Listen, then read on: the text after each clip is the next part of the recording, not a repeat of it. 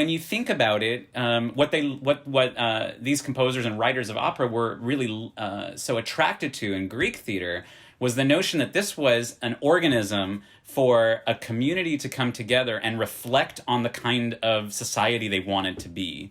What constituted a civic duty or a civic identity. That's so at the core of what Greek theater was about. Also a democratic experience, something that felt like it was almost a duty for everyone to come together and hear this representation of themselves reflected to themselves. And I don't think we think about opera in those terms. I think we think about opera in a very different way now. But that's the origin of opera, is this kind of mechanism for a self-reflection. Both a self-reflection as an individual, but also how the individual relates to their community.